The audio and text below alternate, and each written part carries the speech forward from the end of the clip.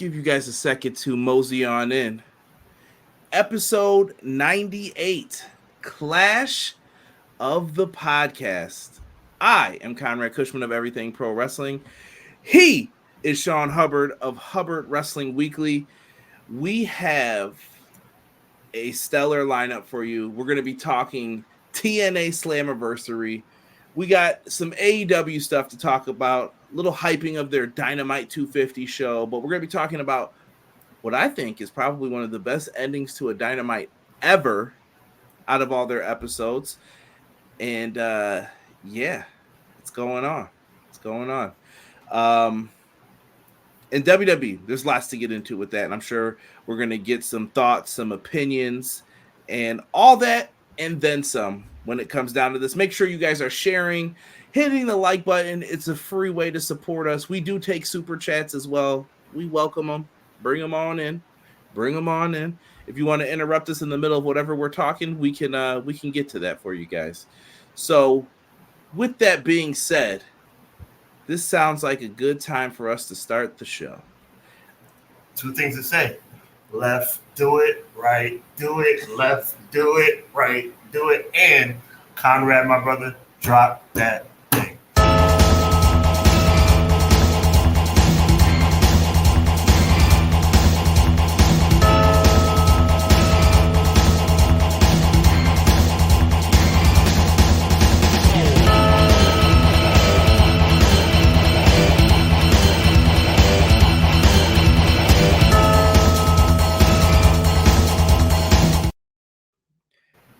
Man, I hope you like the promo on the Instagram stories. I always put them up, man. I had a different song up, and then I was like, you know what? I was watching a little class act on YouTube, just some of the clips, and I thought of me and Sean instantly. Don't know why. Sean is Blade. I'll be that. That's cool. That works for me. Yeah, I just thought about that. I was dying laughing, just thinking about the whole time. Yeah. Oh my goodness, just funny. The Wax Museum thing, that's what I was watching. Just cracks me up every single time when I watch it. Arguably the best out of all the movies. Anything's better than 3, but well, 3 doesn't count. three does have some funny scenes. Yeah. Shout out to my guy Jamal in that. If you know what I'm talking about. Shout out to Bernie Mac, R.I.P. Yeah, Bernie Mac was one of the best parts in that, but left a lot to be desired. Yeah. Big shout out to everybody who's in the chat. By the way, for those who watch on YouTube, if you see someone crying on YouTube that they don't see us anymore, it looks like you have to pay a premium subscription to see us on the Twitters, not YouTube, Twitter.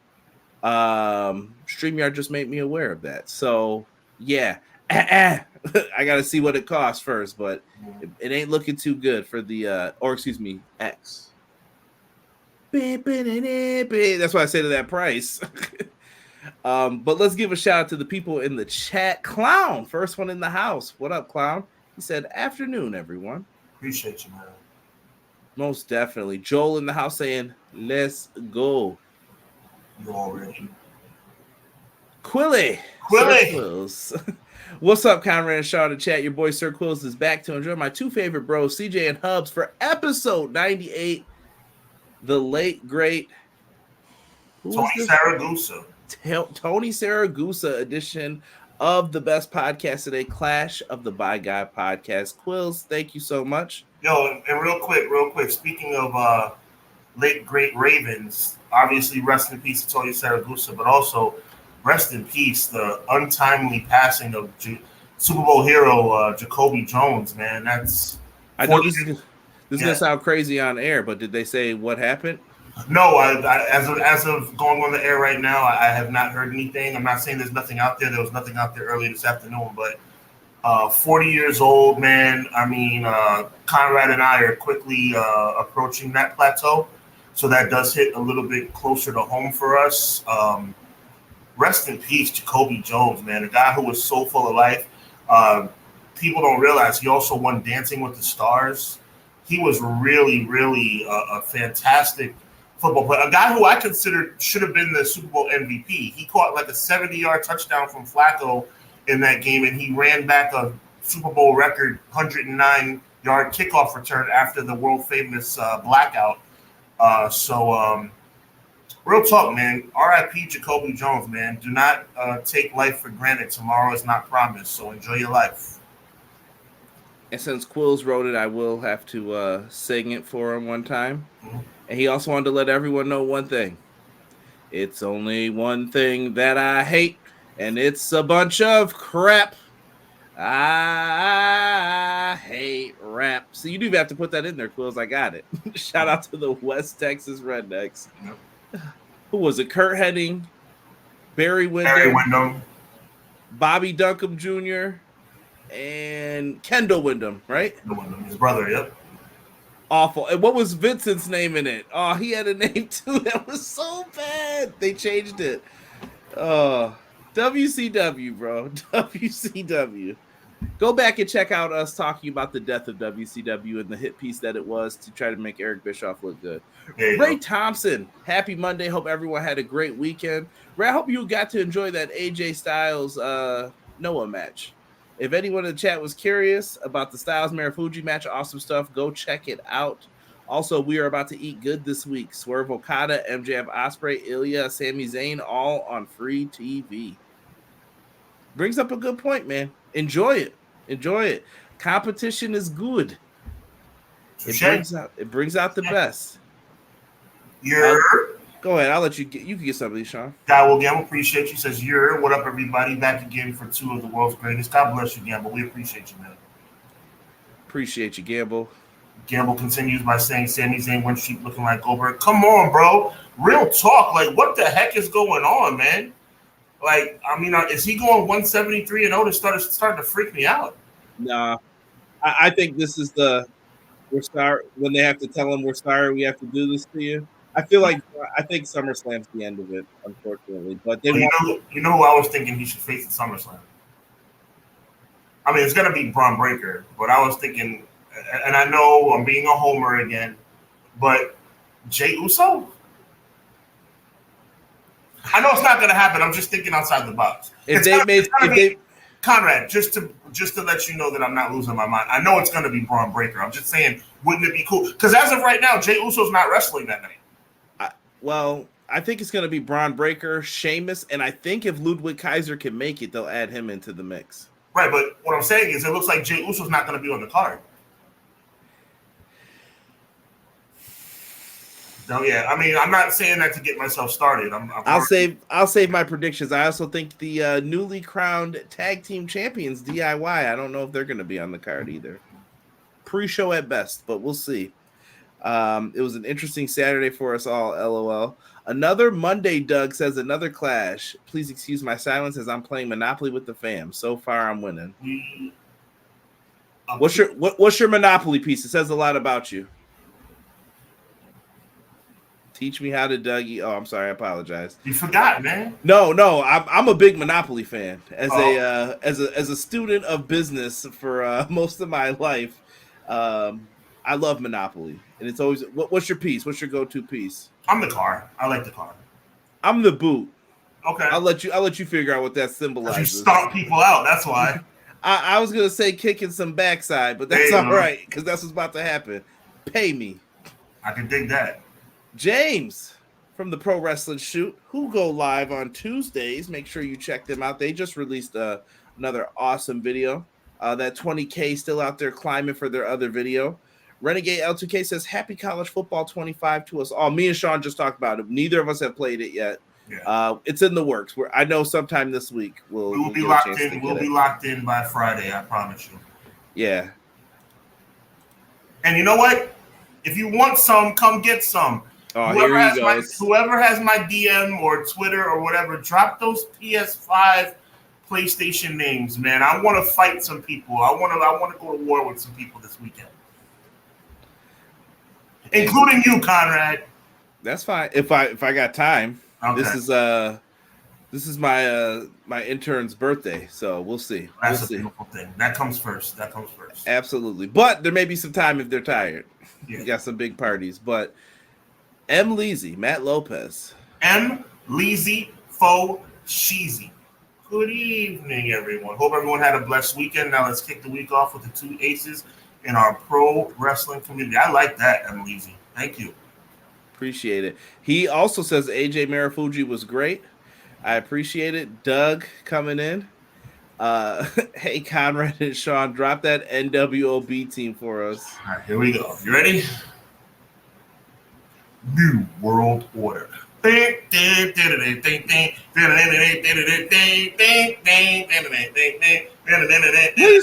we are in Des Moines, Iowa. Wow! New World Order. New World Order. What's Vincent doing out here? He should be in the back. I'm really mad. Someone better look up what Vincent's name was in that group, man, because I want to know now. It's bothering me. Mike from The Rock says, what's good, Conrad Sean? God bless. God bless you, Mike. From The Rock. I loved everybody singing it. XG Dub, what's good? XG Dub, I appreciate you.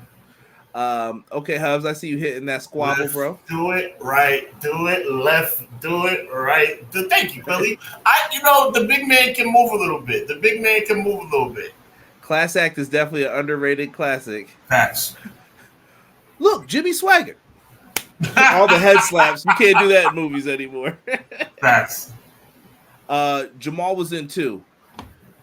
Yes. 2 was the one where they had to where he was in the college, right? They were going to college. The pajama party. Thank you. Yep. Thank you. 3 was I don't know if they were immature, IMX, DMX, whatever. Get them kids up out of here. All right. Nobody. You ain't lying. Was that the one where the grandma said this ain't Ninja Turtles? Was that one? It's got its moments. See a couple of nuggets in there. Yeah. House Party was the best. Absolutely. R.I.P. Goose. Rip Jones heard it was peaceful in his home. Oh, okay. I'm glad. Look, sad to see him go, but if somebody leaves this earth, I'd love to hear that it's, peaceful in your sleep, but still 40 years old. Lord have mercy. Shout out to the family. Prayers up to the family. Yeah, McKinney says, yo, I'm here to talk wrestling with the Fire live chat and the Mega Maniacs of Podcasts. Clash of the Podcast to let y'all know it'll never be perfect, but make it work. Life. Let's go. I appreciate you, McKinney. Appreciate you. McKinney got my blood boiling in the Everything Pro Wrestling Facebook group. He got me good today. He put up Hangman. He was like, just to remind you guys, Hangman and Punk's promo. And I was like, why are you putting this in here? Why are you putting this in here? Just making me mad. Richard Simmons as well, yes. If you were an 80s kid, you know Richard Simmons. You saw those workout tapes. Classic. R.I.P. My mother worked out to Sweating to the Oldies. Hey. We were just talking about that. By the way, Mom Dukes is recovering nicely. She's almost back to full strength. Let's go. A lot of people are showing love for Jones, man. Very underrated returner. He was a game changer. Can we please stop, Conrad? Can we please stop automatically giving the MVP of the Super Bowl to the quarterback? Jacoby Jones had a 109-yard kick return for a touchdown and a 70-yard reception for a touchdown, and they give the MVP to Joe Flacco? Come on now. Joey was trying to get that contract. He got that contract and then pieced out. He was like, I'm just saying, can we stop automatically giving it to the quarterback? Yeah, that's just a football. What's the word I'm looking for? Nomer. Like they always have to do that. Yes, Shannon Daughtry too. Yes, thank you. That's right, from 90210. My goodness. Yeah, wow. You are good, Conrad. But in the doc, Bischoff and Nash said, yeah, they said a lot. Kevin, I don't even want to go off on wrestling podcasters.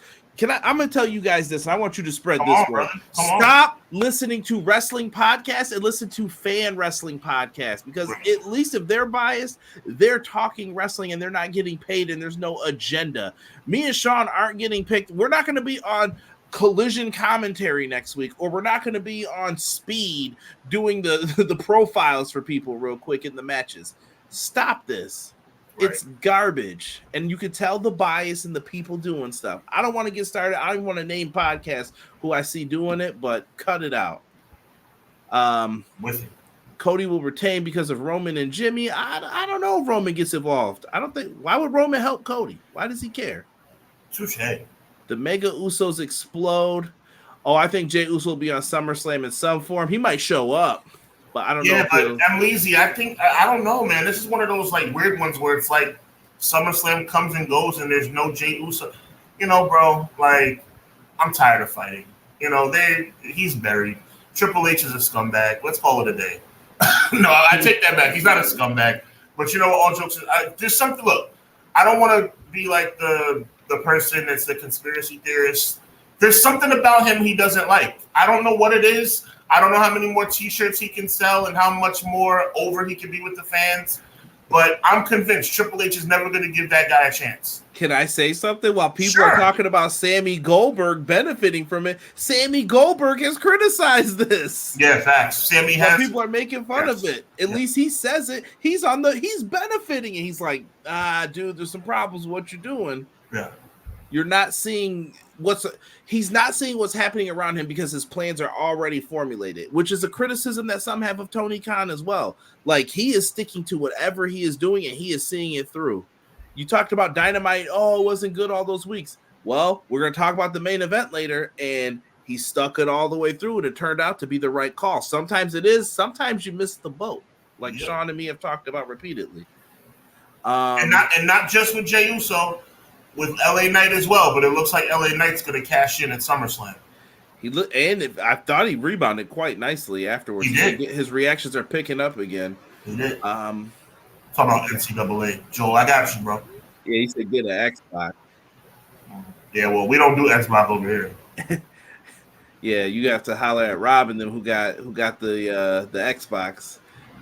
We have a newer set of Cat, Penguin, T-Rex. Oh, he's got all the classics in his Monopoly set. Nice. I see you. Paul White used that bank error. Man, don't get me started on that video, too. That cost people jobs.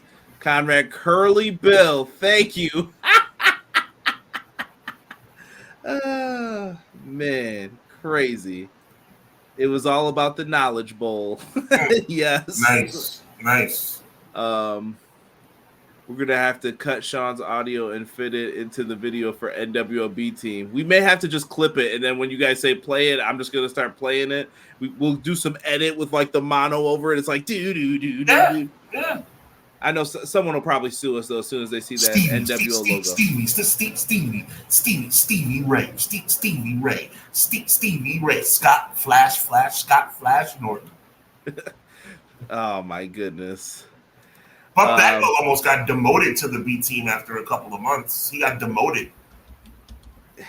Well, no comment on Buff. Yeah, I know, right? I kind of like Buff, but then there were times where I'm like, come on, Buff, you're killing me. My guy Derek, I see you. Yes, and big shout out to E also in the chat. Paul E, White returned that movie to THQ yet, or have you heard this story? Do I need to tell the story so people understand? I don't know, but I don't know what that is. All right, do you remember the game Nitro on like PlayStation back in the day? All right, well, I got that game for like my birthday. I had to be in like 5th grade. I had a party. We ate chicken fingers. It was the rave of the party for a day. We played that game. And then I come up to find out like a couple weeks ago, Paul White got issued a check, but his check was for everybody who was in the game. What did Paul White do? He put it all in different bank accounts and savings accounts where they wouldn't. And they said, can you show me your primary checking? He showed them. No deposit. That's because he put it in different things. They let it go and they had to reissue checks. And I'm like, dude, you know how many people probably lost their jobs later on because of that stuff? Wow. Whoa. But Paul White was, I guess he was being a dog. He saw Hogan and them around. He was like, I'm getting mine. Mm-hmm. He was like, you sure underhanded, but okay. Welcome to the world of wrestling, folks. Mm-hmm. Don't think we're crazy when we talk all this mess. Also not right that the 27th best quarterback gets paid more than the best corner and best safety. And best running back by a long shot. Yeah. Yes, chicken fingers, big fan. Nitro was buns, as Dre 41 Gaming would say. It was. It was in hindsight. That day, though, I thought it was the greatest game ever. Then I went to my friend's house and played World Tour, and I cried. And then me and Sean got the music, and we're here. Clash of the Podcast. This is how we're segueing. Sean, do you wanna promote first before we get into Slammiversary? Yeah. Big announcement. Listen, I want to let everybody know this is a huge deal for us. Clash of the Podcast on August 1st is going to be coming to Hubbard Wrestling Weekly's channel, 8:35 Eastern Standard Time. We are going to have an all-out WWE debate. All this talk about Jey Uso, all this talk about LA Knight, all this talk about the creative direction of WWE. I'm not a huge fan. Conrad's in the middle. And our special guest, Jesse of Pro Wrestling Shoot, who is a tremendous WWE advocate. We are going to war. It's going to be fun. We're going to war on August 1st, 2024, 8:35 p.m. It was originally set to be a SummerSlam preview show. We're going to war. It's a long overdue conversation. It's the Clash of the Podcast presents a special presentation of the WWE debates live. 8:35 Eastern, August 1st, 2024. It's huge. We're looking forward to it.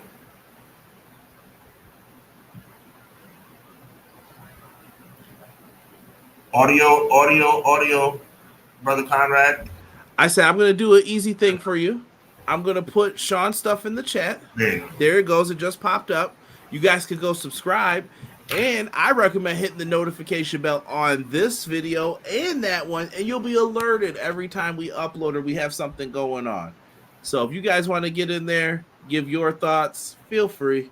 If you're a WWE fan, please come over too. You're all welcome. I don't want to hear no bias and all that. And by the way, everything has bias in it, I believe. And everything's subjective, yes. Yeah, and everything's subjective. So enjoy. We have to say that, but I also like to forget about it sometimes because we're talking pro wrestling. But at the end of the day, that's the truth. And one more thing I wanted to say, that Conrad and I have a special treat for all viewers.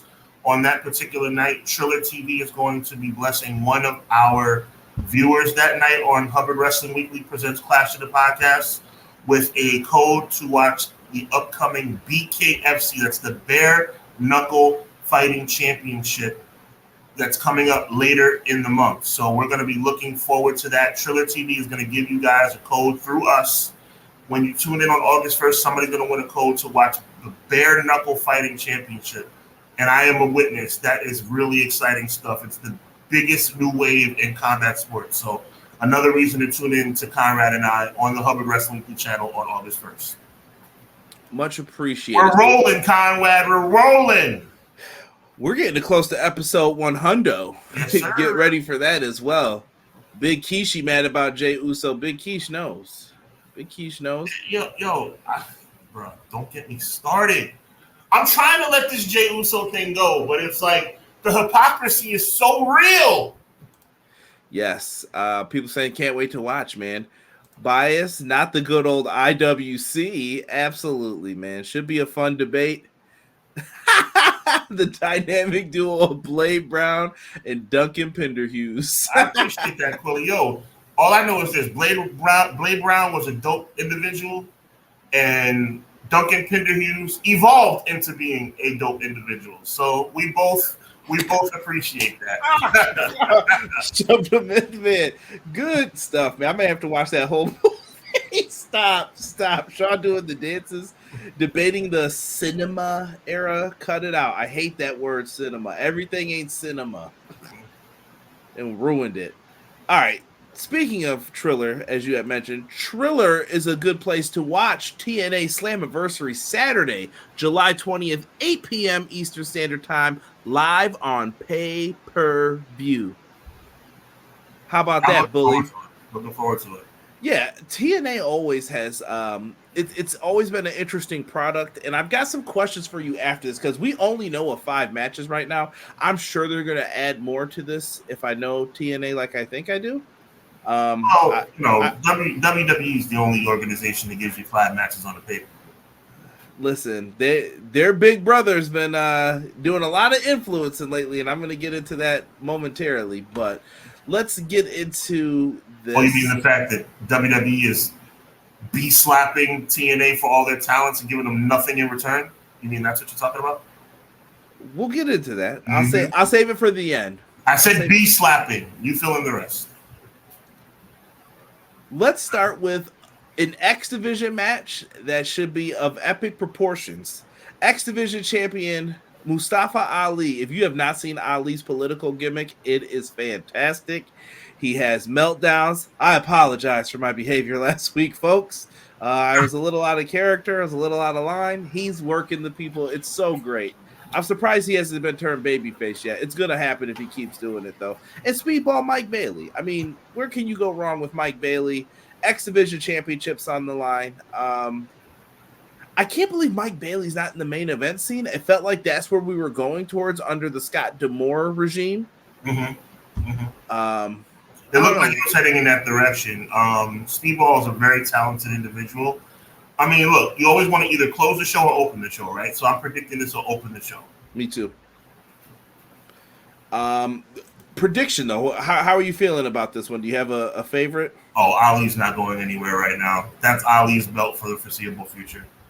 I like Speed Bailey, but Mustafa Ali has never been better. Yeah. Which makes you a little hypocritical too, Conrad. Why? Because you love you some Mustafa Ali, but you dog out Chris Jericho for the learning tree. What do you mean? This gimmick is beautiful. This gimmick is almost the same thing. There's some obvious differences, right? But it's all about being a condescending JA, and that's exactly what he's doing, and that's exactly what Chris Jericho does. But you can't stand Chris Jericho. The Redwood Big Bill. We're calling people trees. Hi, guys. Listen, I'm not sold yet. But Mustafa Ali's never been better, bro. Yeah, me and Derek did give it props for the record on Wednesday. That's what's up. It was better for once, but Ali in this situation, I feel you're right, though. Like, there's no way that you could take this off of Ali yet, but where does this lead Speedball, though? Like, I feel like he's just been stuck. Well, you're going up against a guy that we say is the hottest guy in the company, arguably, right? So you're going to lose to him, and then maybe you go on to something different. Maybe you go on to the world championship scene when you're unsuccessful against Ali, right? Maybe. Yeah.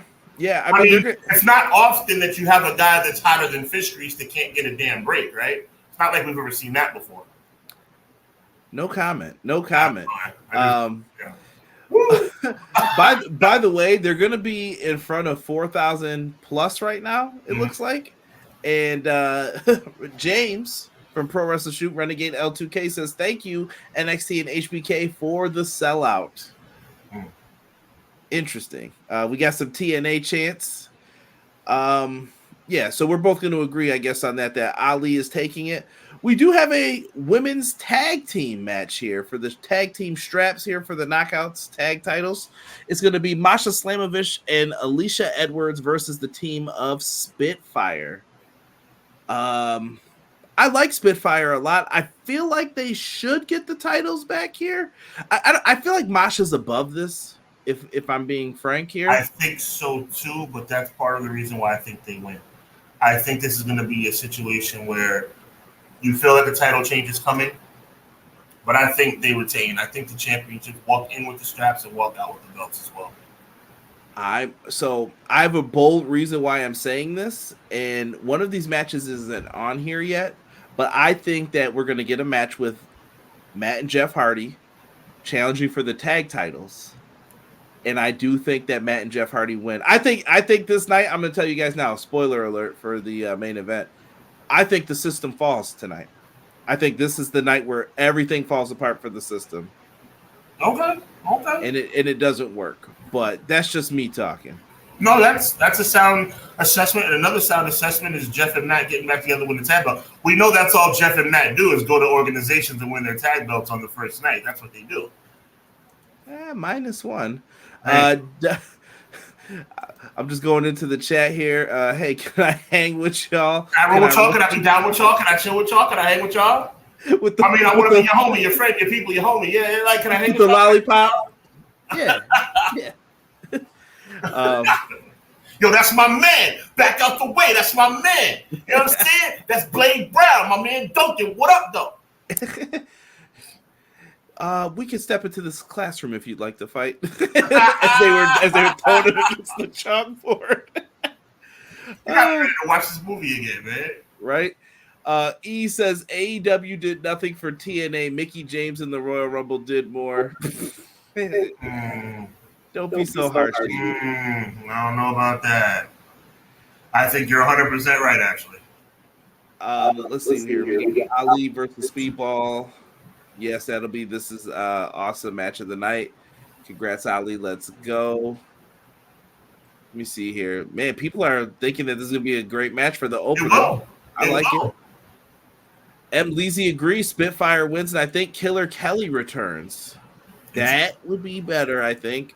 I know there were a lot of fans of that gimmick. Don't be inappropriate. I know there were a lot of fans, though, of what they were doing with them. I see the chat. We got some video game talk happening in between here. Matt and Jeff have the tag title championship match on Thursday. Interruption. Maybe they find a way to do like Full Metal Mayhem with two teams. Possibly. That's a good way to. You're hitting a couple out the park. Like I said, saying. They should sign you instead of the people they got running the ship. Hey. Let's talk about this one. Hey, what? You want a job or not? I'll have to work that out in my contract. I do have some clauses that I need. There you go. AJ Francis with Rich Homie Swan in his corner going up against PCO. PCO's been kind of telling a love story with Steph DeLander as Matt Cardona is out recovering. AJ Francis is both titles are on the line, right? The digital media and the I think this is title for title. Yep. What is it? The International Heavyweight Championship of Montreal. So both belts on the line here. Listen, man, PCO won the Ring of Honor World title at one point when I thought we would never see Jean-Pierre Lafitte or we're like the Mounties. Was that the Quebecers theme too? We're brave, we're strong. We're like the Mountie, because we enforce the law. Everybody, you can try to run, but you can never hide. We're like the Mountie. We always get our man. That was so freaking good. Why do you know that old thing? Because it's freaking awesome. That's why. I was a big fan of Johnny Polo. I wonder whatever happened to that guy. He just disappeared. I have no idea. No idea. What do you think for this one, though? Does PCO pull it off? Yeah. I've been digging AJ, though. I mean, look, that's the thing. I was just about to say, this is a matchup of two of my favorite guys in TNA right now. PCO is a sentimental guy for me. And AJ Francis, you know why I like him? Because he's kind of rebounding from that debacle in WWE. He's found a little bit of a niche, and I would like to see him keep that momentum going. So I reluctantly, because I really, really like PCO, I'm reluctantly going to say that AJ Francis wins. I don't think PCO needs this, but that Montreal title being on the line makes me want to pick PCO. I feel like it means something to him. Mm-hmm. Okay. Because he is from there. So I'm going to pick PCO, but reluctantly, because I do want AJ to kind of win. Like, my heart may be cheering for AJ, but I also want to see the monster get the girl, too. We'll see. I think me and you are having similar moments. Like, I think, like, again, what I just said, I think is you're echoing it. I really have a respect for PCO, but I want to see AJ continue to thrive. Look, it took a lot for AJ to get over what happened. That top rope thing will never go away, bro. That top rope thing in WWE will never go away. So the fact that he's been able to rebound a little bit, salute to him. Yeah, I think that he found his niche in the indies. Like, he is a hated person on the indies. Play it up. Do it up. Pay for him. Yes, sir. Why you call Popsicle? I'm cool, but I'm sloppy. That's so good. Top 10 wrestling video games live stream when? Maybe we could throw something together one day for that. That might have to be a special. Conrad, listen, I'm blaming Conrad on the air, guys. I've asked Conrad for years to help me learn how to stream video games online, and he never gave me a tutorial. I'm still waiting, Conrad. You hear that, y'all? That's the bus being backed up over me. You're supposed to help your boy out. I've been asking you since WWE 2K22 to help me. Well, if there was a 22, when was the one that got canceled? 22 or 21? 21 was canceled. Okay. I've been asking you for years. Am I telling a lie? I've been asking you to help me. Help me. I got you. All right. I got you. After my college win, I'll help you out. Sean got those fan club cassettes back in the day. Yo, Easy, I want to tell you something, bro. I watch the network. See, everybody thinks that I hate WWE. I love WWE pre this stuff now. Like old school WWE, it's a Monday Night Raw. Don't get me to quote which day, Conrad. But it's a Monday Night Raw somewhere in the range of January, February of 1993. Mountie. The Quebecers challenged the Steiner brothers for the World Tag Team Championship under Quebec Providence rules, where disqualification means you lose the titles. And my man, Bobby the Brain Heenan, tells everybody to sing along. And the entire Manhattan Center is singing that song. It's classic stuff, bro. And I believe it was Scott used a hockey stick. Yes, come on, Conrad. That's why you're my guy, Conrad. And I believe it was 1990. It might have been the end of 93 because they went into the Royal Rumble with the tag titles. Okay, am I wrong when I say beginning of 93? Maybe I'm wrong. Well, I can't remember when they won. Did the Quebecers win them at the end of 93 or 94? This is what happens when you start watching wrestling too long, folks. You start wondering stuff. You know what? They were champions at the Royal Rumble 94. So maybe I'm mistaken. Maybe it wasn't the beginning of 93. Maybe it was toward the end of 93. But do your research. 1993, somewhere in that range, the Quebecers versus the Steiner brothers for the WWF Tag Team Championship, Province of Quebec rules. You will not be sorry. I promise you. Let me see. Hold on. I'm going to Wikipedia. We're going to trust Wikipedia for this one few times. Mike Feezy saying probably the end. Okay, so maybe I'm wrong about the beginning of 93. You know why I'm wrong? I'm wrong because the Steiner brothers made their debut at the 93 Royal Rumble. So it couldn't have been the beginning of 93. It's probably the end of 93. Let me see. Quebecers win the tag. I'm going to find this out. We're going to find it, guys. It's going to make me mad. But yeah, but to E's point, like, listen, man. I love old school WWE, man. WWE back in the day was it for me, bro. That's why I'm so passionate about the project now. September 13th, 1993. There you go. Bam. Everybody. Banning it. Come on, everybody. Freaking Johnny Polo with a mallet. What were they doing to my guy? Let's go. Arguably the best, most creative, funny tag team of that era. Shout out to Scotty Flamingo. There you go. Let me see here. So McKinney's taking PCO. I don't know how this will go. Francis will use underhanded tactics to get the W, but don't be surprised if PCO goes beast mode in this match. Yeah, PCO's got another story to rely on too, which makes a good point. But I feel like he's going to get that, and then I think we're going to get the turn with Steph DeLander. But we'll see. We'll see who's right. Oh, people saying probably you. I'm just going with my heart, not my head. Listen, you never know. When CFB coming, Hubs versus Conrad. Before we move on, yes, Renegade James, I'm ready for it. As soon as Conrad teaches me how to stream. But listen, can I ask you a question? Sure. Why have we not seen the Mountie in WWE video games? Didn't the Mountie walk out at the end the last time he was there in '98? They had that. And then they went to WCW. I feel like they were just kind of like, eh. Okay. I don't think they hate him, though, because they still produce action figures, I believe. I'm going to tell you something right now, Conrad, and I'm asking you as a friend. Look at me. I'm asking you to not judge me. Chat, do not judge me. For that music and for that music alone, if the Mountie is ever in WWE video games, I will make him the WWE champion. And I am telling you that right now. Just like right now, ladies and gentlemen, just like right now, the reigning Intercontinental Heavyweight Champion in my universe is none other than the Honky Tonk Man. And every week on television, it brings me so much joy to have me as the Honky Tonk Man beat the crap out of the Ultimate Warrior every single week. Yes! I'm fired up, baby. Speaking of the Steiners, thoughts on Scott calling people out over his drug test stuff? No comment. Yeah, no, you ain't getting me to make a fool of myself one day. I can't comment on that. Oh my God. BJ, what's good? Appreciate you. Never apologize for being late.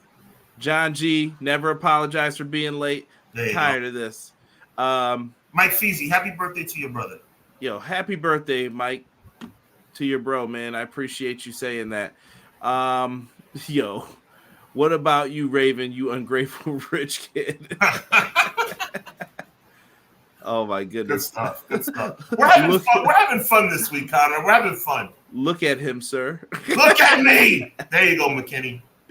Yo, y'all gotta stop talking about the booty man too in '93. We ain't talking about no. I'm fired up, man. We got the home run derby tonight. Rhea Ripley's back. See, I don't hate WWE all the way.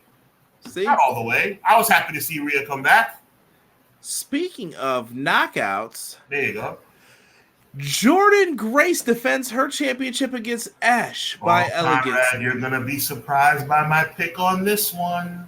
Listen, I'm gonna tell you this: the TNA. Are they still called the TNA Nation? Can I call the fans that? are they just part of the WWE universe? Whatever it is. How about this? How about the T Nation? Yeah, listen, bro. These cats do not like Ash by Elegance at all. They have forced this storyline, and I think it's put up or shut up time. But I hope that she shows out, kind of.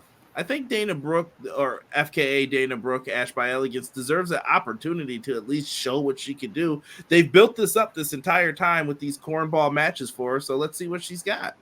Can I be mean? Go ahead. Dana Brooke stunk. Dana Brooke absolutely stunk. But I gotta be honest. Her emergence into the TNA fabric, I've been very impressed. Maybe change the scenery, obviously changing character. I think that she has found her niche. Word of the day, by the way, niche. We've used it like 4 times. I'm gonna predict that she shocks the world and wins the belt. Really? Oh yeah. I'm gonna give her a chance. I'm gonna give her a chance to put some gold around her waist. I really am. Okay, I am going to stick with Thick Mama Pump, Jordan Grace getting the dub. Right, I do think it's a showcase. That's probably the safer pick. I agree with you. Yeah. And we're going to get into her momentarily again in 1 second. Something about the fight between Dynamite Kid is the reason WWE hasn't done anything with the Mountie, according to him. Okay, clown. If you don't know, Jacques Rougeau, who was the Mountie, did clock Dynamite Kid with a roll full of quarters and knock out probably a lot of teeth. Because they kept pranking him and messing with him. And yeah, it doesn't pay to be a bully, so don't do that. Touché. Universal Studios crowd, listen, 4,000 ain't Universal Studios. Yeah, 4,000 is not a soundstage. Matt Lopez says, it wouldn't shock me if Ash by Elegance wins. I'll hate it, but I think when Jordan loses it, it'll go to Giselle Shaw. That's who I think it will be as well. Who is most deserving, by the way. Giselle Shaw deserves a chance. Oh, here we go. Mike says September 13th, 93 was my brother's birthday. That's when the Quebecers won the titles. There we go. Feezy, we appreciate you. What a fantastic show. Like, when WWE actually cared about its fans. Well, it was based on them ticket sales back then. Well, touche. BJ says Dana Brooke wasn't given the time in NXT she needed. They called her up so quick before she was ready. I am a firm believer in she could have been so much more if you let her stay down there longer. You know who? I think there's several people that fall under that category. I think Nia Jax also falls under that category, that you called her up too quickly. And I might even say Solo Sikoa. I think he would have been better off if he had a little bit more time in NXT. He's done great. Don't get me wrong, but main event of SummerSlam. Hey, he's doing all right for himself now, but you know what I mean? I just think that people are harsh on them sometimes, and I'm like, remember, this person was called up kind of quickly. Ash will be champ down the road. Quill says Ash by Elegance. All I know is Jordan Grace better retain here. Endgame should be Tasha Steelz, but they already messed that up prematurely. Yeah, I don't know if they're gonna go back to Tasha Steelz just yet. Big Boss Man Mountie SummerSlam match. SummerSlam 91. That was so good. Hope it's a good match, but this whole gimmick is meh. Toni Storm's doing it better, but she does deserve a chance to shine. But give me the Juggernaut. Yo, McKinney is 100% right. Ash by Elegance is a B-list level of Toni Storm, but Toni Storm is so freaking good. I'm going to give Ash by Elegance a chance. You know what I'm saying? Like, Ash by Elegance is not as good as Toni Storm because Toni Storm is just being, like, amazing. So, and by the way, we're going to get into this a little later. We got to figure out if Toni Storm's still going to be Toni Storm without Mariah May by her side. Will it have the same, chutzpah? Will it hit? Yeah. Main event time. We got ourselves a 6-pack challenge. When you got a lot of contenders, what do you do? It's. I'm sorry. I'm just waiting for him to show up. You never know if he is or not. Touche. Maybe he'll show up by the end of the stream. Touche. So, Moose is going to be defending in a 6-way elimination. We like this. Elimination, actually, you could get into the match. There's no, he stole the pinfall from me. We're all safe. No, you got pinned. You got beat. You were out. So, who walks away with this? Now, if you would have asked me several weeks ago, I would have said Nick Nemeth is possibly the winner. And then I was leaning towards Moose has to retain here. And I still kind of want to do that. But I'm going with this, the system is falling kind of thing in my head. You got Josh Alexander. He hasn't been to the mountaintop in a while. Frankie Kazarian's in this. You got Steve Macklin, Joe Hendry, Nick Nemeth. Who are you liking, Sean? Well, it's a 6-pack challenge. That means it's a 1 in 6 chance to walk out with the belt. I don't like Moose's chances. He's really up against it. He's got these 5 challengers. I mean, it's going to be tough. I mean, so logic will tell you, to heck with logic. Moose retains. Moose retains. Moose retains. Interesting. Yeah. I see some people calling for Joe Hendry to win this now. Oh, God. It's Flavor of the month, guys. Flavor of the month. I don't think he's good. I like his gimmick, but it's like, ugh. I don't know what they do here. You've got choices. I swear, if Joe Hendry becomes a world champion before Jey Uso, I'm gonna slap somebody. I feel like Nick Nemeth, they're gonna hold off until Bound for Glory for him. Yeah. But do you let Joe Hendry rock out all the way until then? I say no. I say Moose holds the title all the way up until Bound for Glory. You got to remember, Bound for Glory is not that far down the road. The year is flying by. Bound for Glory is in 1, 2, 3 months. It is. I'm gonna go with Joe Hendry here. I feel like they might go with him. I'm gonna explain why in a second. But I do think this show is going to be worth ordering. I hope everyone checks out the Go Home show this Thursday at 8 p.m. Eastern Standard Time. You might see some people from NXT pop up. Go watch it. They got the Rascals. You got Regal Sons over there right now with his crew. They're doing some different things over there. Give TNA a chance, all right? Don't say at the end of the day, WWE is going to be very generous with their superstars. Look out for the NXT cameraman to appear live on TNA this coming Thursday. Because WWE is so generous with sharing their talent. I hear that WWE is going to be sending their concession guy, the guy that sells popcorn, will be live on TNA this Thursday. Let me see here. Remember You send us Joe Hendry. We send you the guy who sells the hats in the parking lot. Even Steven. Quill says, remember the funny out-of-place guy in Class Act, Paulie Shore? Yeah, buddy. I remember him. Of course I do. Okay, yeah, right now, I mean, we got to go outside and have a little party. Let's go. Yeah, buddy. I think Hendry wins at Bound for Glory, BJ saying. Strap the Rocket, I believe in Joe Hendry. Okay. Solo was doing great on the mic, but then they called him up and made him the quiet enforcer, and that's why his promo skills are meh, but he's doing better, but it's going to hit now with no Wiseman. Okay. We shall see. What I said in mind, guys. Keep what I said in mind. Paul Heyman is the type of guy, when you start cheering for him too much, he does something to make you stop. Now, it's not the first time somebody's gotten beat up and then aligned with the guy that beat him up. It's not the first time we've ever seen that. Just saying, don't automatically think the wise man has turned over. He's still the same Paul Heyman. He's still that guy. Remember what I said. DTH. Yep. Quill thinks Moose is retaining as well, he put up here. So he's going to rock with you. As he should. Quilly knows what's up. No, listen, Sean, I was with you till like a week or two ago. And I said, we're going to talk about this because I'm going to show up here. Hendry showing up to NXT with the title. Could be. Yeah, it's true. It's possible, Sean, if Triple H has his way. Moose has had a great title run. Stop. I hear they're sending their best 3-ranked referee to the pay-per-view. There you go, Emily. There you go.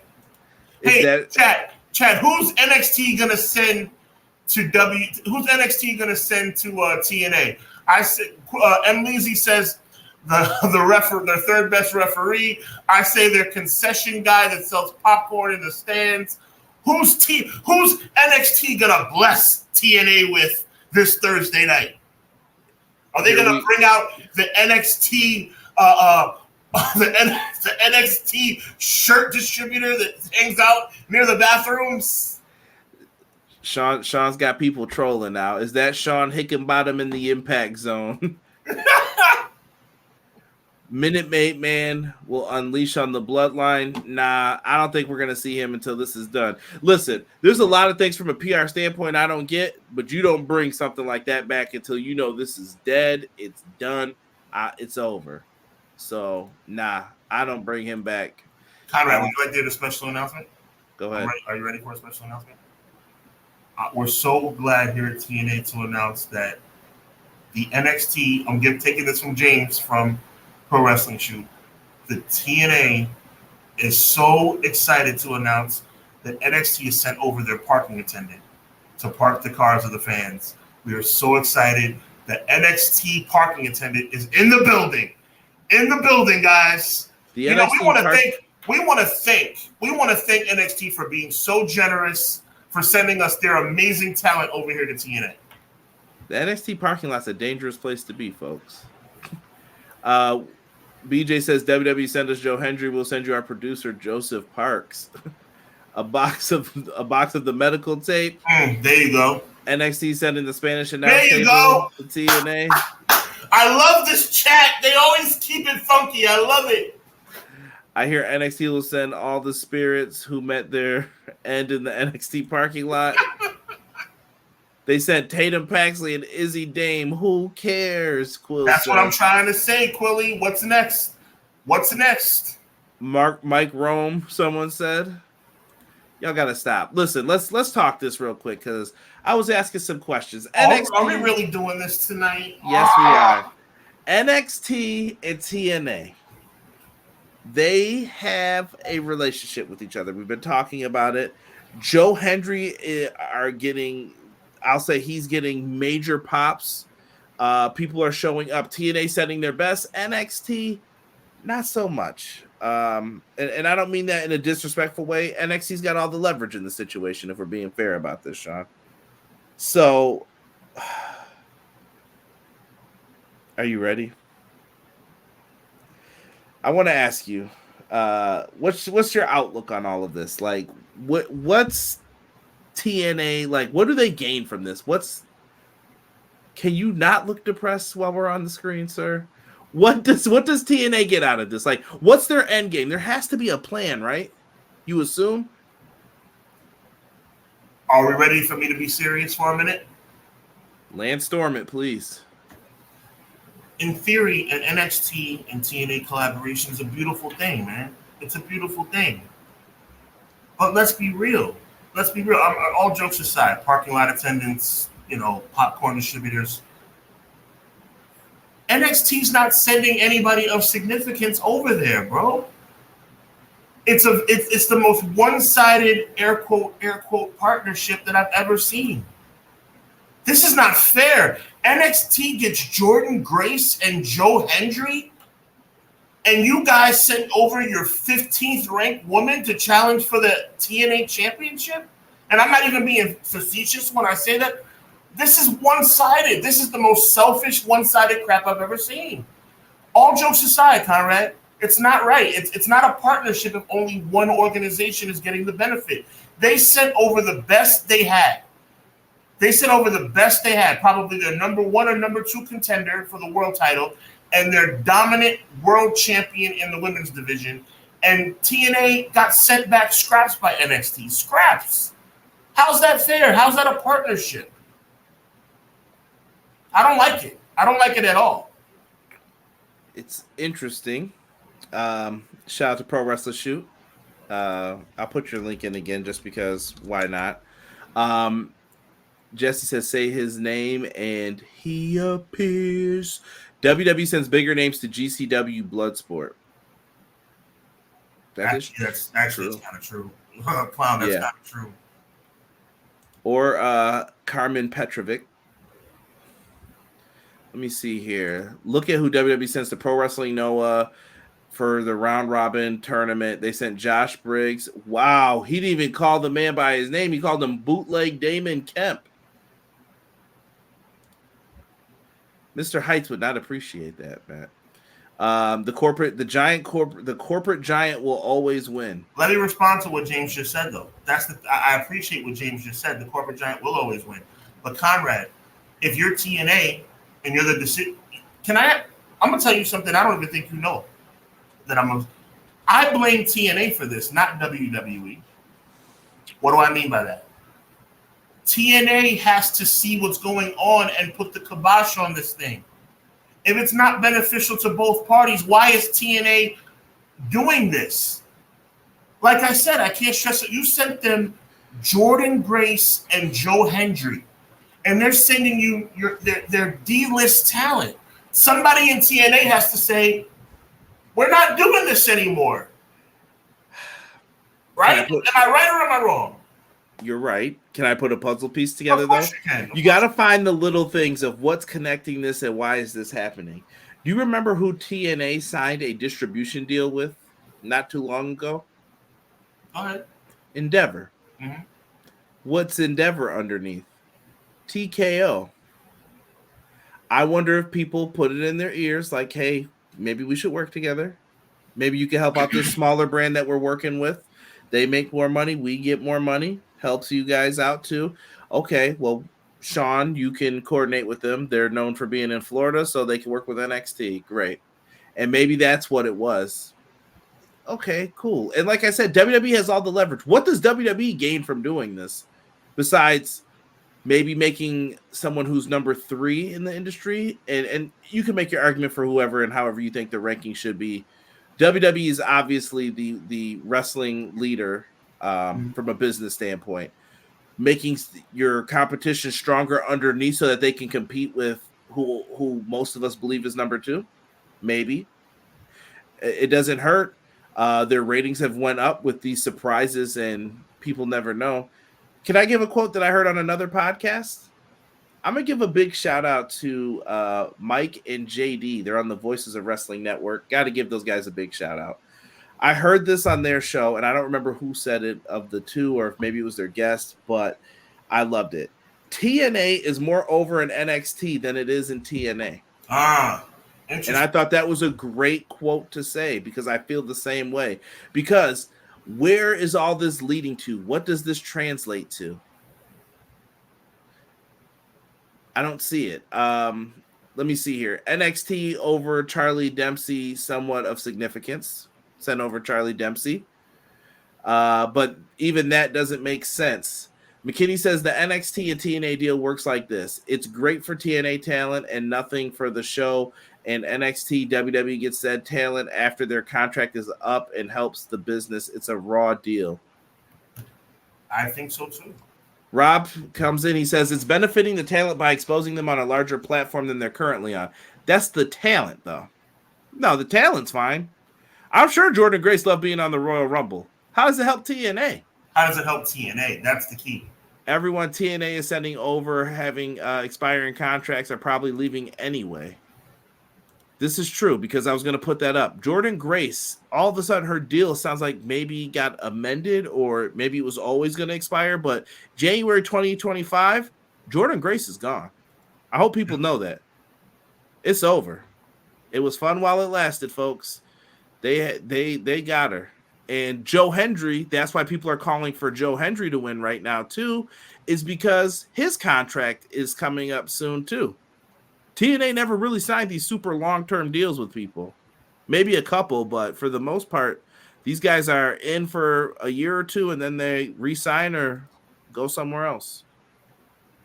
You've only got but so much time to strike while the iron's hot. Do they want Moose, Sean?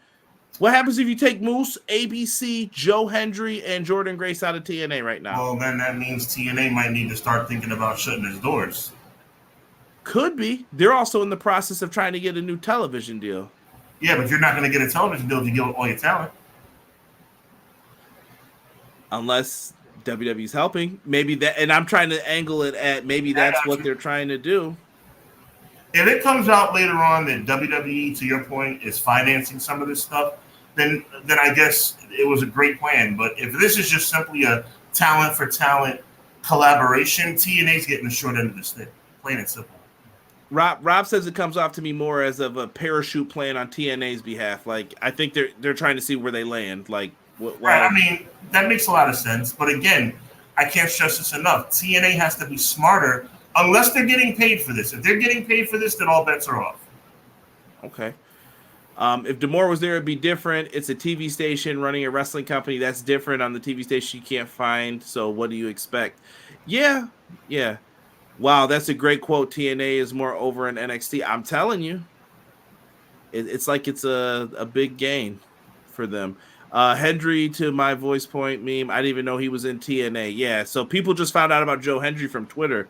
I've been telling people, I swear to you, Joe Hendry's been doing this gimmick for a long, long time. There are songs with Will Ospreay when he was a junior heavyweight. There are songs about people that you'll be like, what is this? I just posted it in our Discord. I'm not gonna lie, bro. When you told me about that, I did my research. I was like, whoa, he really has been doing this for a long time. Yeah, he wrestled Kurt Angle at one point in WCPW. He was the What Culture, like he was one of their main guys over there. It's there. Let me see here. Jordan has gotten a lot of buzz this weekend. She was in Japan for Sendai, which oddly enough was ran by Miko. Yeah, so Miko's still under the WWE deal. Okay, I saw a lot of people questioning that. She hasn't been used once since NXT UK ended, really. So Hunter and the Club buy out TNA. I don't know if WWE wants to buy it out. Sean, you just said you're a classic guy on the WWE network. Have you seen anything of significance to show that they want anything? No. They don't update WWF Superstars on there. Why don't you have every episode of Superstars should be up at this point? Everything should be there so people could do podcasts and review them. Wrestling Challenge, the whole 9 yards. None of that happens. Tuesday Night Titans, all that stuff should be up. It's ridiculous. Saturday night, main event, all that. Saturday night, what was WCW's called? WCW Saturday Night. Saturday night, yeah. Yeah, all that should be up. I don't know. MSG shows, it's like it jumps from like 91 to like 97 when it finishes. Yeah, ridiculous. Miko is advertised for WWE Japan shows next week. Very nice. Very nice. And we're going to get into some of that stuff as well. I guess I'll... what do you want to talk about first? Do you want to get... We're switching our gears here over to WWE talk. What do you want to get into, Sean? Look, I mean...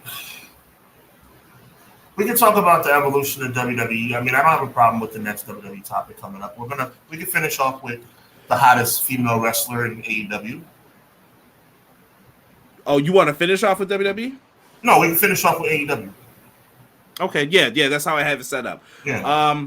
Because I got a couple topics for us here to talk about. Bloodline. I've got the Kerr, You want to get into that first? The whole let's do it. Let's do it, bro. All right, so this is going to be one that's going to have a lot of stuff happening. So Stephanie McCurr, who me and Sean just talked about at Forbidden Door, put on a great match with Mercedes Moné. It was fantastic, I thought. She has left CMLL. Me and Derek announced that on the Dynamite review every Wednesday at 10:10, and it was announced that she is leaving due to personal reasons. And it sounds like CMLL has always let people out of their contract to go to a bigger company. That's never really been an issue, but she was the champion, and she left.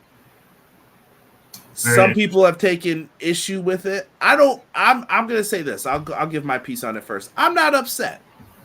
You know what? I believe that wrestlers are truly independent contractors. But when we do that, we're going to talk about what a true independent contractor is then. Exactly. And I want you to look it up. I'm not going to give you a business lesson right now, but look up what an independent contractor is. Think of a plumber who comes to your house to fix your sink.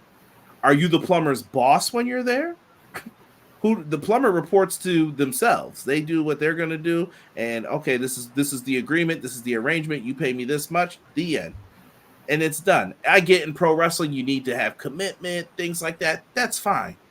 My issue becomes when you start trying to take over things. You want to own things. They just announced the WWE's not going to keep people's names. Ethan Page, I guess they said like they own part of his name, but at the same time, Ethan's going to be able to take it when he leaves. That's great. And someone asked a wonderful question right after that. Does that mean when Adam Copeland comes back to AEW, he could be Edge? And someone just laughed. So I guess it depends on your situation, who you are and where you're going, but putting that out there. And here's the quick fix. You're probably like, what happened to the titles? Tony Khan, who a lot of people would say he stole people too from New Japan and blah, blah, blah, blah, blah. If Tony Khan really didn't like New Japan, he would have said, we're not doing Forbidden Door this year. Exactly. And he would have said, nah, I'm good player. Have fun. Deuces. I'm out. Catch you later, Playboy. Hope you have fun trying to rebuild your stuff up. No, he sent Willow, who was, I don't know if she was already going to be there, but Willow is now the new CMLL Women's Champion, which, by the way, Willow has a lot of notches in her belt that a lot of people don't have, that she's been. No, she is strapped up. New Japan, first ever New Japan Strong Women's Champion. She is now CMLL Women's Champion. I think she's the first person from the States that's won that title. Mm-hmm. So they're giving her a lot of accolades. Owen Hart winner, TBS. Yes. Amazing. So she deserves it too. What do you feel about this whole thing? WWE kind of came in. Shawn Michaels, that night we were like, well, we don't know where she's going. Can't wait to see you in Orlando. My best, Sean. I'm not gonna cap, man. Like it rubs me the wrong way. I mean, the vultures are out and they're just picking carcasses at this point. And I understand that there's money involved, but we're talking about main event talents going down to NXT. Look, NXT is not what it was in 2016 or 2017. You know what I'm saying? NXT has been very clearly defined as WWE's developmental system. I think that talent should consider that, and I think that they should really alter their way of thinking. You're not going to WWE. Yes, you're under the WWE umbrella. I'm not a fool. It's obviously WWE as a whole. But you want to be featured on their developmental brand. I don't think that's beneficial to the talent. I don't think it'll be beneficial, for this young lady who just tore the house down at Forbidden Door. I think that the world was her oyster and she just kind of pigeonholed herself. I really do. I'm not a big fan of this from WWE's side. And like I said, the vultures kind of picking at carcasses. And I'm not a big fan of established talent from outside the company that are main event guys, main event ladies, and then decide that they're perfectly honest going to the minor leagues, right? It doesn't make any sense. It's like, Otani coming from Japan and the Dodgers say, yeah, we'll give you a contract. You'll play on our A team. No, you're not going to play. Oh, okay, we'll send you down to AAA. No, I'm a world talent. I've proven it on a different stage. Just because it's not your stage doesn't mean that I should be discounted or thrown down to the. Again, it's the minor leagues. NXT for like 2 seconds was a legit third brand. It's not a third brand anymore. It's their developmental. It is OVW. Are you comfortable being a world-renowned world champion going to OVW? I wouldn't, but I'm not them. So no, I'm not happy about. I wasn't happy to hear this announcement. No. For a long time, Sean, out of the 3 brands for WWE, I put NXT at 3, but I think they've moved into 2. I think SmackDown's kind of been the. I mean, there are things to look forward to on SmackDown. You got Cody, you got Jacob Fatu, you get some stuff with Orton and them, but other than that, and an occasional like great tag match with DIY, when the right people are paired up together, what else you get? Not much there on SmackDown. SmackDown desperately needed Jacob Fatu to come in, I thought. That was one of their best episodes thus far. Yeah, so I don't know. I hope that she does well. It sounds like she's going to NXT, or maybe she's just going to the training center and then they're going to move her up. Maybe she gets the Jay Cargill treatment. She's going to NXT. She's going to have a stint in NXT. You think they see more money in her or Jade? Probably her. I mean, they called Jade up though quickly. I don't know. Yeah. I don't know Jade's age, but I believe Occur's 31. Yeah, I mean, Jade is more money, but I don't know how they. WWE's view of talent is different than mine, bro. you know that, so I can't call it. I can't call it. CMLL is known to let people out of their deals to go elsewhere, but the issue was she didn't drop the title properly and have a farewell match. Matt says. CMLL's got loopholes in their contracts, according to McKinney, that allow talent out of their contract for bigger companies. They can't pay what WWE and AEW pay, so it's cool for them. Plus, it's part of her dream to be there. I hear you. I just say sometimes that when you do those things, it can come back to haunt you. Everybody's not making it in WWE. We just talked NXT, TNA, and everything. Sean, do you know one name we never mentioned? I haven't mentioned Ethan Page. Think of one name we haven't mentioned since then. Did anyone say Lexus King? Everybody ain't winning. You can't. Sometimes, this is old adage, Conrad. You've heard it 1,001 times. Oh, you're a big fish in a small pond. Now you're a small fish in an ocean. I'm paraphrasing. However, you understand what I'm trying to say. Sometimes being a big fish in a small pond is better. I'm not trying to say that you should not have aspirations of doing better. It's undeniable that I'd be a fool to say that WWE is not the best wrestling organization in the world. It is. From the numbers standpoint, WWE is number 1, okay? And that is the major leagues of professional wrestling. But to those who might say, well, NXT is better than TNA. Okay, it might be. That's arguable, but it might be. But do you want to relegate yourself or I want to make sure I do the acronym correctly. The CMLL. You're the CMLL champion, world renowned, just tore the house down at AEW's pay-per-view. Oldest wrestling company in the world, too, by the way. Right. Thank you for that, Conrad. And now you're going to relegate yourself to you correct me if I'm wrong, Conrad. Has NXT or have they not been 100% solidified as the developmental brand of WWE? Are they the third brand of WWE or are they the developmental brand? I think that they have gone back to being the developmental brand. That term being called up indicates it's a developmental brand. Am I right? You are correct. I think that they're changing gears now, though. I feel like they're going back to that motto of who's the hottest indie star we can get and do that. Conrad, my brother from another mother, was anybody drafted to NXT during the draft? No. Right. Bottom line, my brother. To me, hashtag what draft? Let's talk about that too. But no comment.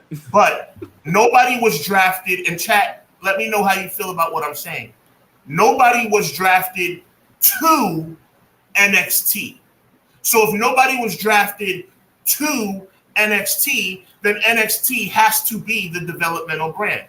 Therefore, if you are going to be a major star outside of the 4 walls of World Wrestling Entertainment, and then decide that you're okay with going to the minor league affiliate of World Wrestling Entertainment, I'm not sure how I feel about that. Will it be the best move for you? I don't know. Ask Bobby Roode. Was it the best move for him? Ask Shinsuke Nakamura. Was it the best move for him? Maybe for them pockets. Well, they're getting money. No, I'm talking about for their career. Now, look, if money's the be-all and end-all, then God bless you. If you're just looking to get paid and that's all that matters to you, God bless you. But let me tell you something. Everybody's not going to get that Ronda Rousey treatment. Plain and simple. And she was unhappy. Right. That's all I'm saying. Let me see here. Going to the minor leagues, NXT gets way more in ratings and eyes than TNA compared to them. That's true. That's not the point. I think he's conflating. We're talking about NXT in the main roster. And the main roster. From TNA, right. Unless he's behind a little bit. But right. That was a few minutes ago, though. Right. Would you rather be on CW or whatever channel TNA's on? You have HBK helping you out. I mean, listen, they can go, like I said, they can always get another television deal. It's, do you really want to? Because is it Axis that they're on? Axis is going to eventually, I forgot what the name of the company is that owns them, but Anthem, excuse me. Anthem's going to eventually say, man, they're getting big ratings over there. Why aren't we getting those big ratings? Why are you investing in something and not, you get what I'm saying? Like, unless it's paying you buku bucks, if you're on Fox, I get it. Like, okay, we'll take the mill. But that's not what's happening here. They're like, well, we should be getting these ratings. This will help booster our network. But here's where I'm at, Conrad. This is what I will never do. I will never be a guy that says being in NXT because NXT is a part of WWE, that being in NXT is better than being in AEW. I will never say being in NXT is better than being in New Japan. Why? Because NXT is universally recognized, no pun intended, as a developmental brand. What does that say about you when you're the AEW World Champion? I'm being facetious. And then you come to WWE and they put you on NXT. What is the general consensus? What is that saying to the fans? You answer me that. Some people get to skip and some people don't, or they think you don't know the style that they want to convey. You know, let me see here. We got Lexus, or excuse me, let me go back to BJ's first. BJ said, is she bilingual? Legitimately wondering. I would assume so. And if English isn't her primary language, maybe she takes classes to do it. I don't know. If she's always been a WWE fan, they said she did a tryout in like 2017 as well for them. I mean, I would assume she knows. Maybe someone was giving her advice. And can I throw something else at you, Conrad? Go ahead. When you get signed to WWE, don't you think when you're sitting at the negotiation table that you're asking, am I going to NXT or am I going to Raw or SmackDown? Aren't you asking that question? I think that's a general question. Isn't that the question that your agent's going to be asking? Yeah. Now, my question to you is this. Why would you be asking that question if NXT is the same as all of WWE? It's because it's not. It's not. Well, hold on. We're going to get to it because we're going to get some questions here in a second for people. Lexus King seems happy. That's all that matters for him. I mean, good. If he's happy, I'm happy for you, brother. Enjoy. Remember, we good again. We don't need AEW. I think what up, Rockstar? I think he's just clowning. Let me see here. With the size of the crowd that's always in Florida, they've always been a developmental brand, even when they did make it a third brand. Let's be real. You want to be on Raw or SmackDown. Exactly, James. ECW, on the other hand, though, cut it out. There, I knew a smart comment to come. But they're happy, especially Ethan. He said it's better in an organized NXT than a disorganized AEW where he sat in ROH for months doing nothing. So if a talent feels better in a developmental, well, McKinney, can I flip it back though? And I know here comes the AEW defense, but I'm going to flip it back. Didn't Ethan Page and Matt Hardy get to write their own storyline? Like Tony Khan basically handed them the pen and said, you guys write something and I'll put it on Rampage every week. It's like one of the main stories on here then. Ta-da! What was the problem? Yeah, Like, come on, man. I mean, you can't have it both ways. But if Ethan Page is happy, I mean, good for him. I was surprised they pulled the title off Trick. I wasn't the biggest fan of that, but okay, let's see what Ethan Page does. Right, and Ethan Page is an exception. I agree. Ethan Page is having a better time in NXT, but he wasn't enjoying AEW. And to Conrad's point, if you're not enjoying what you get a chance to write yourself, then you have to look in the mirror. But I digress. The point is, as James pointed out, it's universally, this is the bottom line, Conrad. It's universally recognized as WWE's developmental. If you are a person that's a student of the game, you have to make a decision, okay? Are you more comfortable being in the number one company in the world's developmental brand, or are you more comfortable being in the number two organization in the world as a main event, big time star? That's your, and look, because like you said, like you articulated earlier, Conrad, and I think you were spot on, just because you go to NXT doesn't mean you're going to transition to SmackDown and Raw. Sometimes it's not going to work out. Yeah. That's the whole point. When you come out of college as a professional baseball player, and even for every Derek Jeter who went from single A to double A to triple A to the pros in a year and a half, there's a guy that's been in the minor leagues for his whole 15-year career and never makes it to the show. It's a crapshoot. You don't know if it's going to work out or not. So, like my mom would always say, a bird in the hand is worth more than two in the bush. Would you rather be on AEW's main show, or would you rather roll the dice and be on NXT? And I'll say this. I think some people also know I'm good enough, but they're going to take that hit in the beginning. Because I want to go to Jesse's comment here. He put that's not even an affiliate, LOL. That's WWE. Yes, it's their developmental, but it's still WWE. But there's different pay structure, though. Exactly. When you come in, they don't pay you.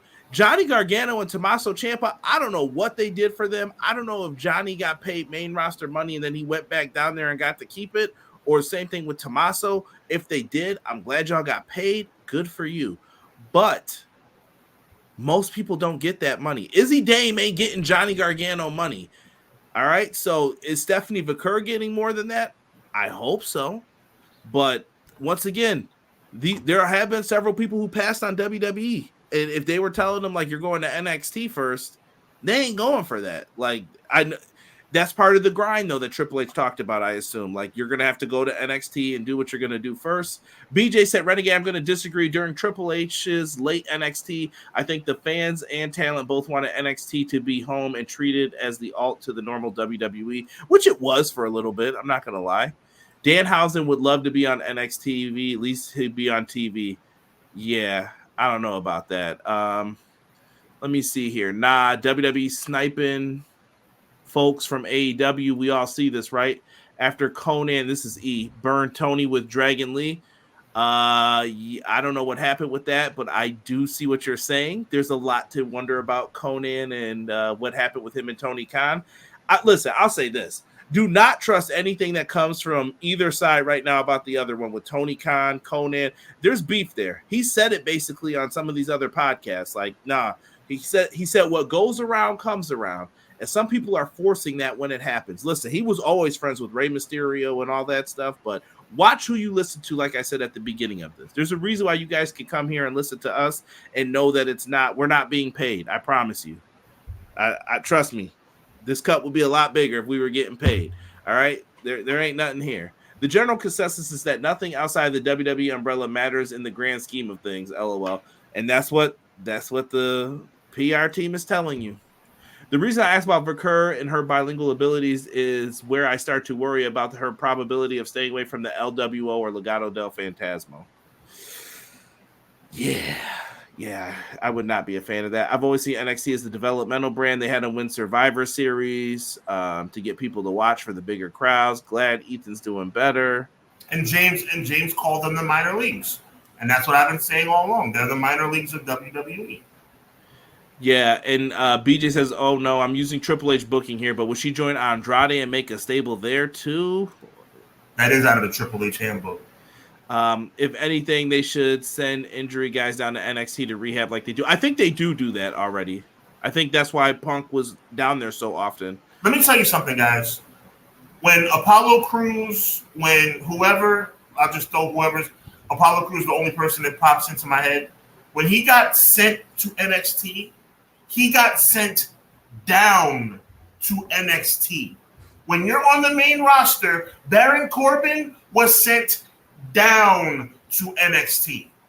Make no mistake about it, guys. And now they got called back up.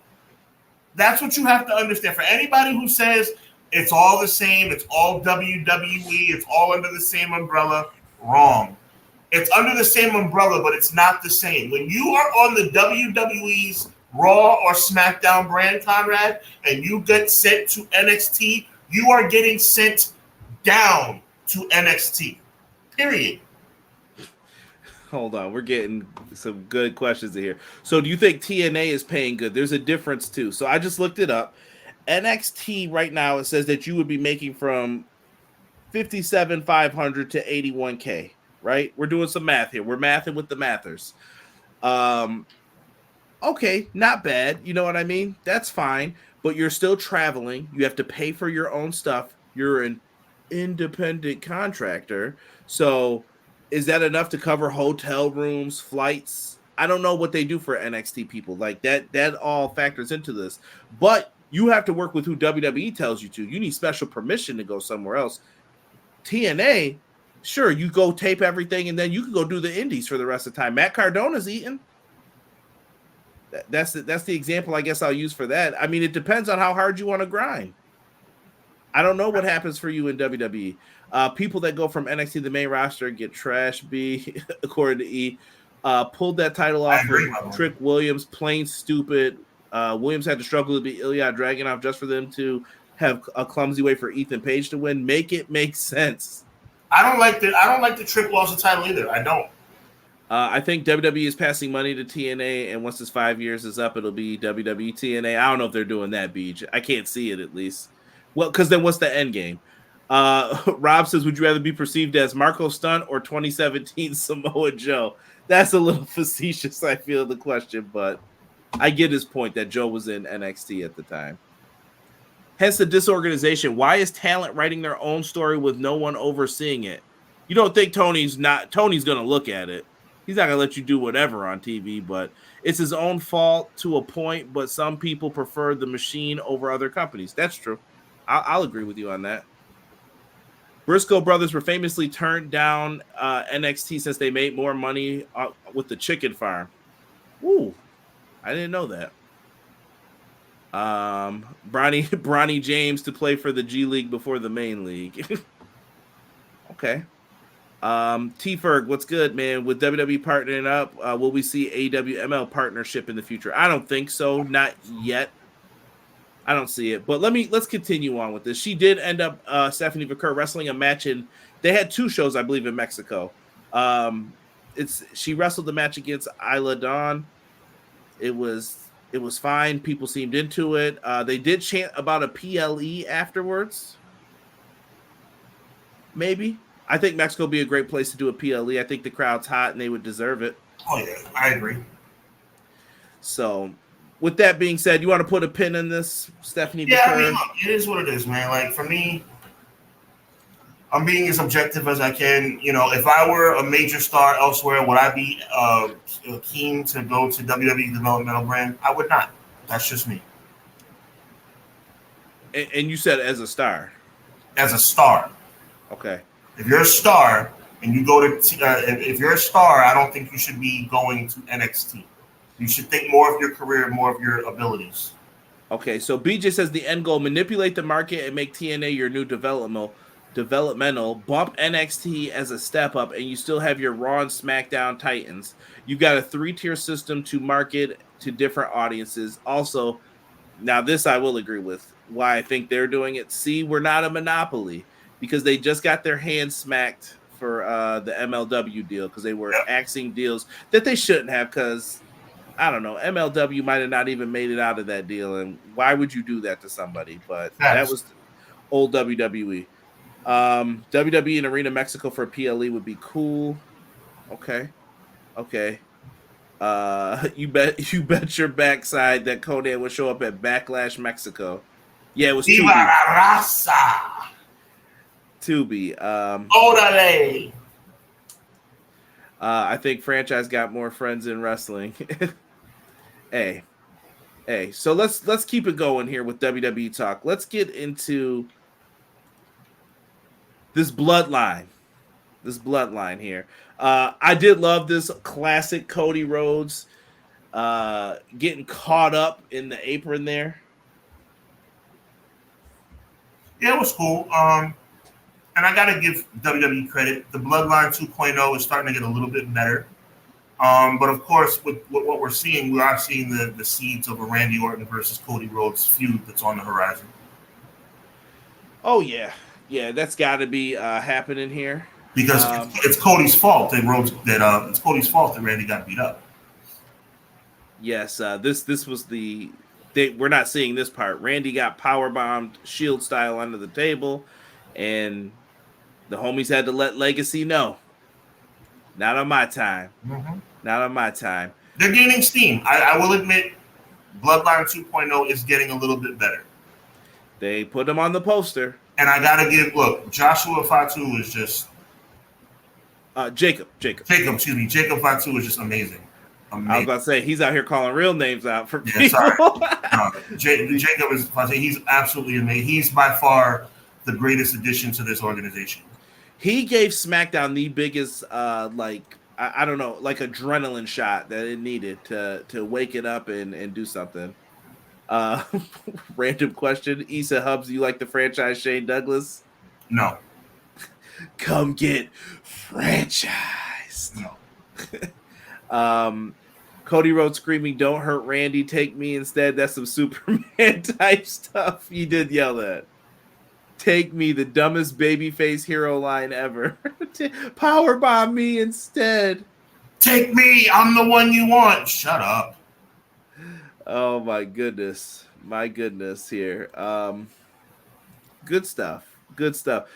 And I kind of wanted you to get into. We know where we're going with this, right? Like, right. It's all being set up, but. Where do we go with this bloodline group? I mean, we got this in the main event of SummerSlam. I don't know what it is about SmackDown, but I'm not feeling like this should be the show closer, but I feel like it's going to be because people want Roman. That's what the fans are chanting for right now. Well, Cody's the greatest champion of all time, so why would we want Roman, right?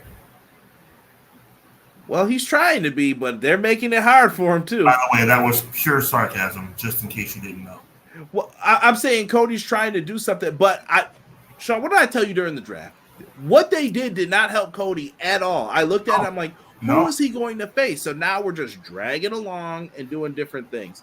But Cody gets an E for effort because he's trying to make the best of these things, but it's just not, it ain't hitting like it needs to for some of them. It's not. Like I said, they got better with the most recent addition. The Samoan Werewolf is amazing, but other than that, I'm not really impressed. I'm not really impressed with Solo as the leader either. So, I mean, it's a situation where you got which is why, by the way, there's a little bit of rhyme to reason about why I feel like Paul Heyman will end up back with Bloodline 2.0, because I don't really think they're really hitting on the promos either, but that's just my personal opinion. It's not hitting the way it's supposed to hit. Roman Reigns' value, Roman Reigns has never been more valuable than when he's been up the scene. People really miss that guy because they realize, he was the guy. And without him, look at what we're clamoring for. SmackDown has gone to SmackDown's not number one, in my opinion. Well, Raw is taking the lead now. I told you, Raw's number one. Yeah. The issue with Raw is 3 hours. That's the only issue I really have with it lately. You got plenty of stories over there, but. What they should do, for example, tonight, Rhea Ripley's opening Monday Night Raw. They should be in the ring. Judgment Day, they should let this thing play out a little bit longer. We don't want to be teased anymore. I know it's going to lead to Rhea versus Liv at SummerSlam. They should have it be where this storyline takes like 15 or 20 minutes for opening segment. Let it simmer. Let's have a situation where, let's see if you can have a moment where just like the Bloodline would have like a 25-minute promo, and it was awesome in Madison Square Garden. Let's see if the Judgment Day can pull that off. But I digress. The point is, the bloodline is not hitting without Roman, but when Roman returns and when he eventually reunites with the Usos and maybe Sami Zayn, it's going to be amazing. It's going to be absolutely amazing. I just hope that they don't overkill it by bringing in too many guys. I know Zilla's coming. There's a lot of people. You don't want to oversaturate it. I also think they have an ace in their back pocket, though. You've got John Cena. That's going to bring back any Ruthless Aggression fans. They're going to come back to see some of his matches, no matter what. Mm-hmm. So you're going to get people back from that. But also, you have the return of CM Punk. So I guess you could put that in the same light as John Cena. Which is why you're 100% right that Raw's the better show right now. Not even that, though. I'm just saying WWE's got backup for if they get into trouble. Where's Punk? Get Punk. Okay. Where's Cena's coming? I promise, guys. And then you got The Rock. The Rock is coming back. That's huge. I don't care what anybody says. I know, it's 2024. The Rock is still huge. People will come back in droves to see The Rock do whatever he's going to do. And that's the storyline Cody is waiting for. That's why I don't see Roman helping Cody, but we'll see where this is all taking itself. Yeah, I don't see Roman helping Cody. No. What about Jay? We talked about Jay. I think this is the perfect time to talk about him before we go into AEW talk. But I mean, what can I say about Jay? Jay's not going to get a singles championship. He's going to reunite with his brother, and the bloodline. I mean, under normal circumstances, the reunion of the bloodline OGs would be awesome, but it's going to go down in history where Jay's never going to be a singles champion. I think it's a disgrace. But yes, he's gonna get back with his brother. I'm gonna pop. You're gonna pop. Everybody's gonna be excited. But there's always gonna be a dark cloud for me over Jey Uso's career. Jey Uso was the hottest wrestler in the game for like 6 months and never got. And doesn't have anything to show for it. I actually think he's gonna get beat up by the Wyatt Six. I think he's gonna be off the scene after the Wyatt Six beat him up, and then he's gonna return to help Jimmy and Roman as we get. I think Jay's about to be on a hiatus. And that pains me to say that, but I'm predicting. It pains me to say that. I'm predicting the Wyatt Six are going to eviscerate Jey Uso to the point where he's off the scene for a couple of months, and he's going to come back to return to help Roman and Jimmy Uso. Interesting. And I'm really sad to say that because I do not think that's the right move. But that's what Triple H does. Triple H does what Triple H wants to do, not what the fans want him to do. What? We love Jey Uso. Jey Uso's hotter than fish grease. What's the best thing we can do? I don't know. Lose every title match he's in and then have him get beat up and knocked off the scene for 2 months. Brilliant. I think you have to have the laser focus for the long-term booking, but everything doesn't have to be long-term either. It's how I feel about it. And we're getting some questions. Quill's put about what about the Tonga twins? I put maybe one day. I don't see it right now. Renegade James says, how do you know? How do they solve the lack of challengers for Cody? Do a better draft, maybe. You put a lot of baby faces on that show, and now you're switching Orton because you have to. Get ready for 3 to 4 pay-per-view straight feud matchups for him. Randy versus Cody for 3, and so on and so on. This ain't new. I just don't get how you could challenge for the title 3 times if you're not winning it.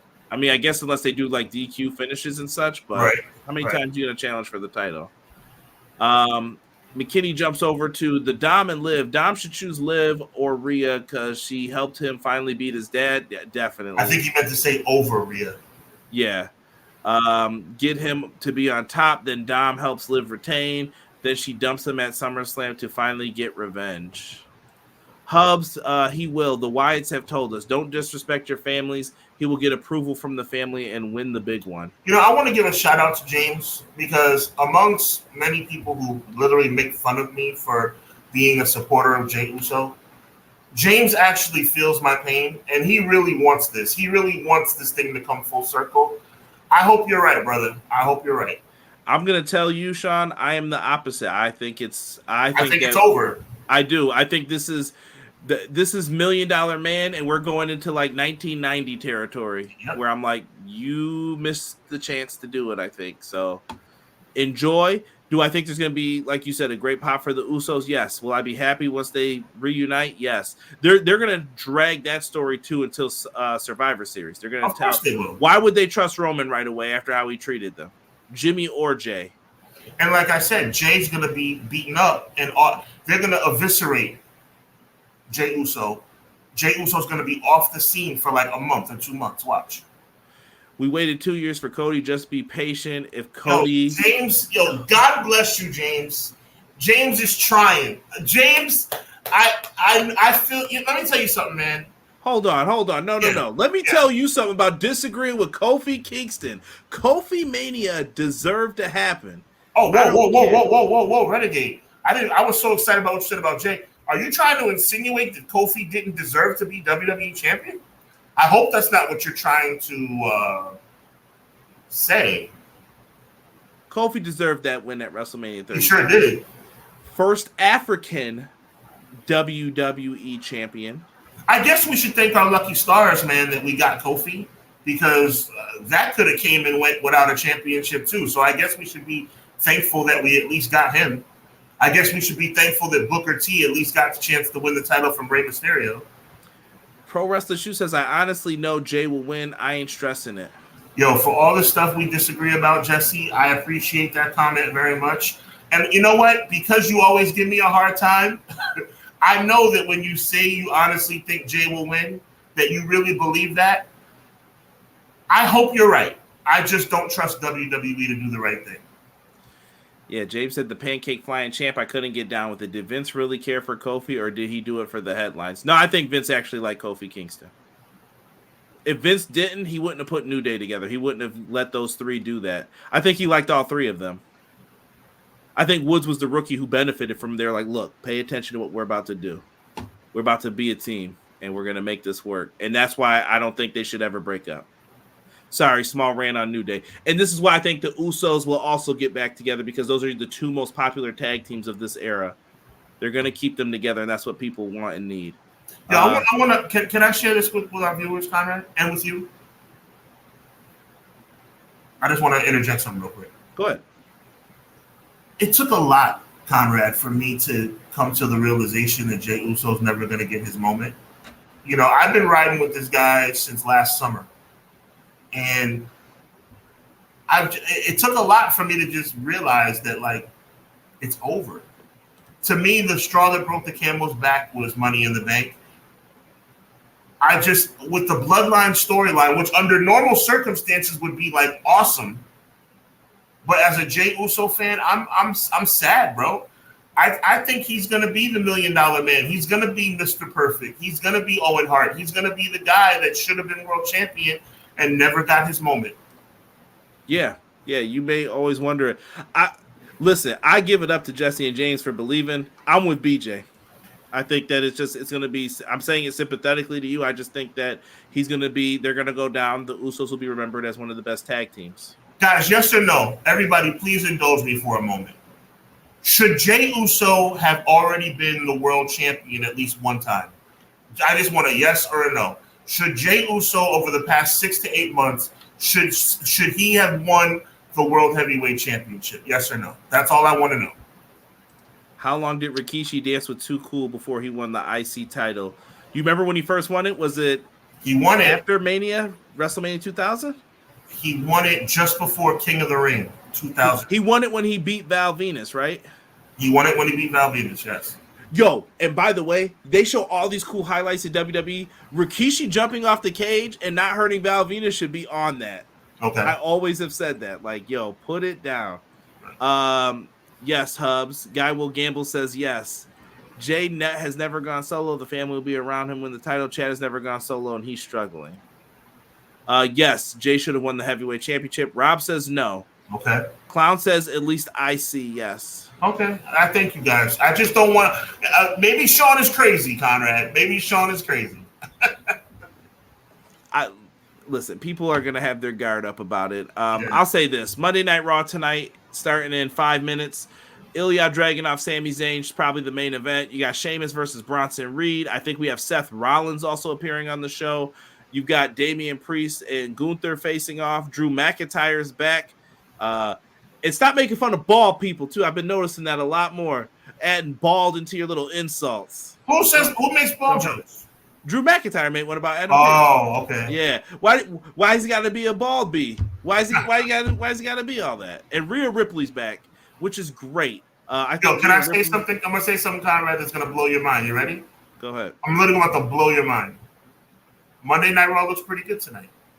I agree. I agree. I know you never hear me say stuff like that. No, best WWE show. We've said if you ask me what's the best of the three brands, it's Monday Night Raw, hands down. Right. They've got the best storylines going right now. Right. And let's get into this real quick while we still have the time. I'm just trying to make sure that I have this all set up. Let's talk about this ending to Dynamite real quick for AEW. Look, I love it. I thought it would go the other way around, where I thought big ups to AEW for not going with the normal. I thought it was going to be Toni Storm that would turn on Mariah May. It turned out to be the other way around. I did not see the blood and guts deal coming, but I love it. I mean, obviously, it automatically solidifies Toni Storm as a babyface. I love it. Instantly. Someone's saying that Rikishi beat He Who We Shall Not Speak Of. Hold on. Maybe that's why I feel like it's not happening. Oh, did he? I thought he beat Val Venus. My mistake. Okay. Hold on. Now I got to see when he won it now because it's going to bother me.